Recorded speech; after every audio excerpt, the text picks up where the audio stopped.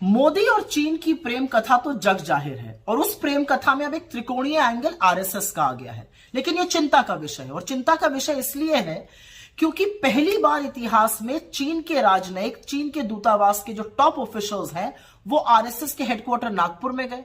वो वहां क्यों गए? आरएसएस कोई राजनीतिक दल नहीं है, आरएसएस सरकार का हिस्सा नहीं है। आरएसएस तो अपने आप को गैर राजनीतिक दल, सांस्कृतिक दल बताता है। तो वहां पे क्या हुआ? और चिंता इसलिए है क्योंकि उस मीटिंग के कुछ ही दिनों बाद चीन के मुखपत्र ने मोदी जी की तारीफ में कसीदे पढ़े। यह अलग बात है कि बायां हाथ कुछ और कर रहा है, दाहिने को उसका पता ही नहीं है, क्योंकि अभी जनवरी 2024 में इस देश के विदेश मंत्री ने कहा चीन और भारत के रिश्ते सामान्य नहीं है। तो जब रिश्ते सामान्य नहीं है तो वहां पर चीन के दूतावास के लोग क्यों गए आरएसएस? यह अलग बात है कि यही विदेश मंत्री पिछले साल कह रहे थे कि हम छोटी इकोनॉमी है, हम बड़ी इकोनॉमी के साथ कैसे निपटेंगे। अपनी सेना के शौर्य और पराक्रम का अपमान करना कोई एस जयशंकर से सीख ले।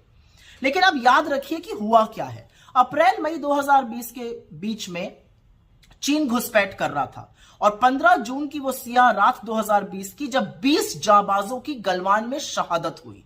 यह अलग बात है कि 4 दिन बाद मोदी जी ने देश से सीधा सफेद सपाट झूठ बोला और बिना पलक झपकाए कहा कि कोई घुसा हुआ नहीं है। और कितनी बड़ी विडंबना है कि तब से 19 कोर कमांडर लेवल की बातचीत में, मीटिंग में चीन वही क्लीन चिट लेकर बार बार दोहराता है कि आपके प्रधानमंत्री ही कहते हैं कि कोई घुसा हुआ नहीं है। लेकिन इस दौरान क्या किया?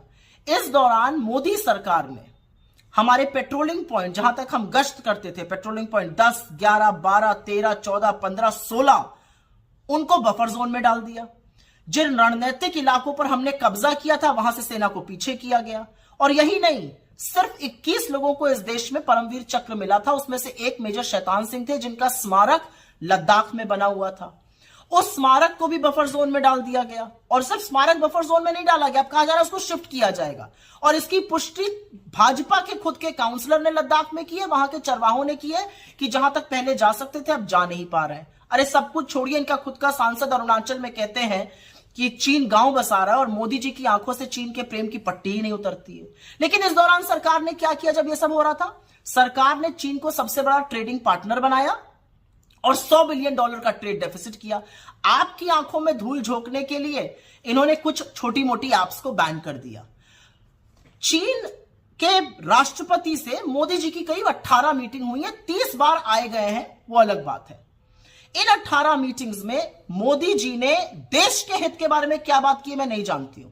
लेकिन अभी एक मीटिंग हुई थी साउथ अफ्रीका में अगस्त 2023 में, और उस मीटिंग के बाद चीन ने एक मैप रिलीज किया जिसमें हमारे ही देश के जगहों का अपने देश में बता दिया गया। मोदी जी चुप रहे, बिल्कुल चीन का नाम नहीं लेते हैं। लाल आंख दिखाने की बात करते थे, यहां पर तो उनको झूले झूलने से फुर्सत नहीं है, ये साबरमती के तट पे झूल रहे हैं। महाबलीपुरम में नारियल पानी पिलाने से फुर्सत नहीं है, यहां पर शहनाई सुनने से फुर्सत नहीं है। और जब 20 जाबाजों की शहादत के बाद वो पहली बार राष्ट्रपति शी जिनपिंग से मिले तो बजाय लाल आंख दिखाने के लाल शर्ट पहन के गलबैया करने को तैयार थे। तो आज सवाल यह है कि आपकी मोहब्बत का जो चीन से खामियाजा है, उसका जो कॉस्ट है वो देश अदा कर रहा है, उसकी कीमत देश चुका रहा है। अब ये आरएसएस के साथ क्या खिचड़ी पक रही है ये समझना जरूरी है, क्योंकि हमारी भूभागीय अखंडता पर, हमारी संप्रभुता पर चीन अगर नजर उठाकर देखेगा तो उससे सेना निपट लेगी। लेकिन आप लोगों के बीच में क्या पक रहा है यह देश जानना चाहता है, और यह जवाब आपको भी देना पड़ेगा और यह नागपुर में बैठे हुए आरएसएस के लोगों को भी देना पड़ेगा।